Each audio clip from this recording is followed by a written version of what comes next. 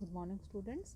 पिछले वीडियो में हमने भारतीय समाज के शास्त्रीय दृष्टिकोण की बात की थी। तो शास्त्रीय दृष्टिकोण में हमने क्या देखा था कि हम इसमें वेदों, उपनिषदों, पुराणों, स्मृतियों, महाभारत, रामायण, गीता या अन्य जो हमारे धार्मिक ग्रंथ हैं उनमें हमारी भारतीय समाज की जिन विशेषताओं का उल्लेख किया गया है, बात की गई है, उनके बारे में हमने बात की थी। आज हम क्या देखेंगे? क्षेत्रीय दृष्टिकोण। तो क्षेत्रीय दृष्टिकोण में क्षेत्र कार्य को प्रधानता दी जाती है।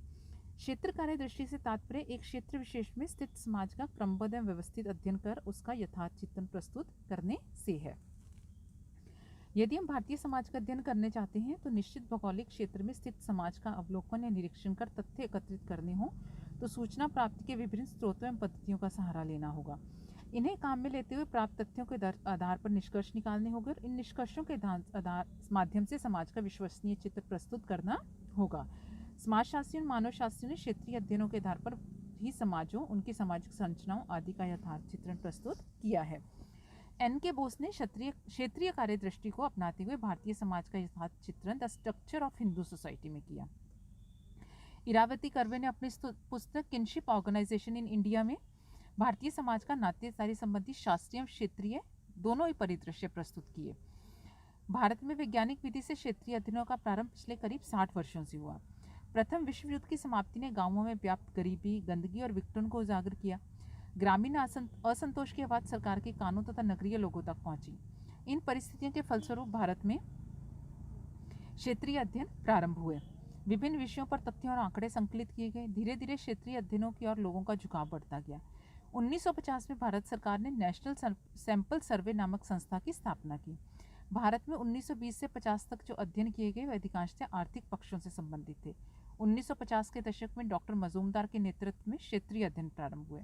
1955 का वर्ष भारत में मानव शास्त्रीय, समाजशास्त्री क्षेत्रीय अध्ययनों की दृष्टि से बहुत ही महत्वपूर्ण रहा है। इस वर्ष पहली बार भारतीय ग्रामों पर 4 पुस्तकों एवं अनेक पत्रों का प्रकाशन हुआ। Doctor SC. दुबे की इंडियन विलेज, मजूमदार द्वारा संपादित रूरल प्रोफाइल्स, मैरियट द्वारा संपादित विलेज इंडिया तथा एम.एन. श्रीनिवास द्वारा प्रतिपादित इंडियन विलेज आदि इस वर्ष में प्रकाशित उल्लेखनीय पुस्तकें हैं।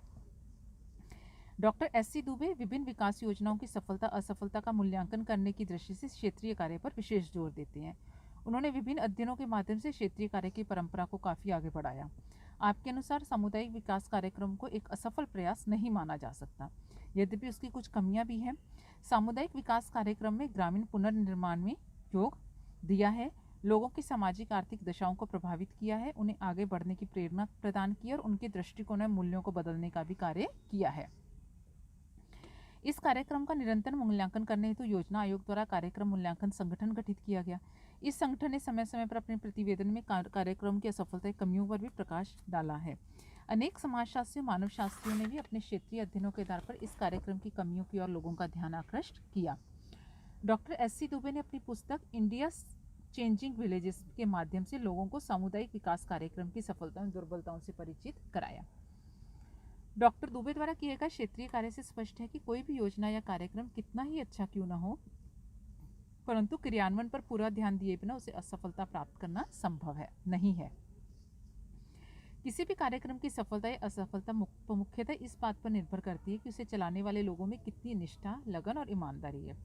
यदि उससे संबद्ध अधिकारियों विभिन्न कार्यक्रमों में सही अर्थ में कर्तव्य परायणता का भाव है तो वह कार्यक्रम सफल होता है। Doctor SC. दुबे ने सामुदायिक विकास कार्यक्रम का अध्ययन किया। वहीं हम देखें तो एम.एन. श्रीनिवास ने क्षेत्रीय कार्यों में विशेष रुचि ली। आपने क्षेत्रीय कार्य के आधार पर संस्कृतिकरण और पश्चिमीकरण की अवधारणा प्रस्तुत की। संस्कृतिकरण से इनका तात्पर्य उस प्रक्रिया से है जिसके द्वारा एक निम्न जाति उच्च जाति की जीवन विधि, देवी देवता, रहन सहन, खान पान आदि को अपनाती है और अपनी सामाजिक स्थिति को ऊंचा उठाने का प्रयास करती है। प्रारंभ में श्रीनिवास ने इसे ब्राह्मणीकरण का नाम दिया। भारत में 150 वर्षों में अंग्रेजी राज्य के परिणाम स्वरूप भारतीय समाज एवं संस्कृति में होने वाले परिवर्तनों के लिए श्रीनिवास ने पश्चिमीकरण शब्द का प्रयोग किया। यह शब्द प्रौद्योगिकी, संस्थाएं, विचारधारा, मूल्यों आदि विभिन्न स्तरों पर होने वाले परिवर्तनों को आत्मसात करता है। श्रीनिवास ने जातियों में प्रभुत्व संस्तरण का अध्ययन किया और प्रभु जाति की अवधारणा प्रस्तुत की। प्रभु जाति वह जाति है जो गांव अथवा क्षेत्र में संख्या की दृष्टि से सर्वाधिक होती है, राजनीतिक एवं आर्थिक दृष्टि से शक्तिशाली होती है तथा जो परंपरागत सामाजिक संस्करण में उच्च स्थान रखती है। रेडफील्ड ने दीर्घ एवं लघु परंपराओं की अवधारणा प्रस्तुत की। मैकी मैरियट ने सार्वभौमिकरण एवं स्थानीयकरण की प्रक्रियाओं का उल्लेख किया। दुबे ने लघु एवं दीर्घ परंपराओं के स्थान पर बहुमुखी परंपराओं को ग्रामीण समाज को समझने के लिए लाभदायक माना। ऑस्कर लेविस ने ग्रामीण राजनीतिक सामाजिक जीवन को समझने के लिए नातेदारी पर आधारित गुटों का अध्ययन किया। रेडफील्ड ने गांव के उन लोगों को जो कृषि को व्यापार न मानकर जीवन विधि के रूप में स्वीकार करते हैं उसे कृषक कहा। इन लोगों की संस्कृति को वह लोक संस्कृति कहते हैं। प्रोफेसर आंद्रे बेतई ने क्षेत्रीय अध्ययनों के माध्यम से ग्रामीण भारत में कृषक संबंधों की सूक्ष्म विवेचना की। साथ ही आपने कृषक असंतोष के लिए समकालीन भारत में कृषक समाज की संरचना को उत्तरदायी माना। क्षेत्रीय अध्ययन के आधार पर आंद्रे बेतई की प्रसिद्ध पुस्तक studies in agrarian social structure प्रकाशित हुई। भारतीय ग्राम भूमि के स्वामित्व, नियंत्रण तथा उसके प्रयोग की दृष्टि से काफी विभेदीकृत प्रकार के रहे हैं। यहाँ कृषक भूस्वामियों के अलावा अन्य सामाजिक वर्ग भी हैं। जैसे यहाँ ग्रामीण समुदाय में एक और स्वयं खेती नहीं करने वाले बड़े बड़े भूस्वामी तो दूसरी ओर बटाईदार में खेती करने वाले भूमिहीन श्रमिक भी पाए जाते हैं। इसके अलावा ग्रामीण समुदायों में साहूकार, व्यापारी, कुटीर उद्योग में लगे लोग, सेवा प्रदान करने वाली कुछ जातियां भी पाई जाती हैं। आंद्रे बेतई ने अपने अध्ययनों के आधार पर बताया कि साधारणतः देखने में आता है कि कठोर और सर्वाधिक परिश्रम साध्य कार्य उन्हें सौंपे जाते हैं जो भूमिहीन है, जो स्तरीकरण के निम्न स्तर पर हैं, और बड़े भूस्वामी स्वयं कार्य नहीं करते क्योंकि वे दूसरों से अपने कार्य कराने में साधनों की संपन्नता के कारण समर्थ हैं। तो हमने क्षेत्रीय दृष्टिकोण के आधार पर विभिन्न जो विद्वान हैं उनके अध्ययनों को देखा। अब हम देखेंगे कि इन्होंने अपने अध्ययनों के आधार पर ग्रामीण समाज, भारतीय समाज की क्या विशेषताएं बताई, और जो यहाँ पे आपकी निर्धनता है या गरीबी है, भूखमरी है, इसके लिए वो किन किन कारणों को उत्तरदायी मानते हैं। सामाजिक कारक हैं, सामाजिक कारक के अंतर्गत वो असमानता को उत्तरदायी मानते हैं। आर्थिक कारक हैं, जीवन का ढंग है, राजनीतिक कारण है। इन कारणों को वो ये मानते हैं कि आपके यहाँ जो समाज में गरीबी है इसके लिए भी उत्तरदायी हैं। भारत में हम देखें तो समाज में जो भी आपके क्षेत्रीय अध्ययन हुए, उन क्षेत्रीय अध्ययनों के आपके अध्ययन के मुख्य विषय क्या रहे। तो इसमें यदि हम देखें तो आपका जब हम देखते हैं कि क्या क्या विषय रहे, तो उन विषयों में आप देखते हैं कि नातेदारी, ग्रामीण विवाह, आपका नेतृत्व, गुट, इनका अध्ययन किया गया। कई विद्वानों ने ग्रामीण राजनीतिक व्यवस्था तक के अध्ययन किए। उनमें Andre Beteille, Y Singh, Oscar Lewis, Chauhan, Baker Hamer, Hitchcock आदि के नाम प्रमुख हैं। के.एल. शर्मा का भी उनमें नाम प्रमुखता से लिया जाता है, जो कि आपके राजस्थान के हैं। कुछ विद्वानों ने सामाजिक स्तरीकरण का अध्ययन किया और उसको जाति व्यवस्था के साथ जोड़ के देखा। जाति पंचायत, प्रभु जाति, जजमानी प्रथा, जाति में होने वाले परिवर्तनों का इन्होंने अध्ययन किया। कुछ विद्वानों ने गांवों में होने वाले परिवर्तनों का भी अध्ययन किया। उन्होंने भूमि सुधार आंदोलन, जमींदारी उन्मूलन, सामुदायिक विकास योजना और पंचायती राज, नगरीकरण, शिक्षा, यातायात आदि के प्रभाव और उनसे जनित ग्रामीण परिवर्तनों का अध्ययन किया है।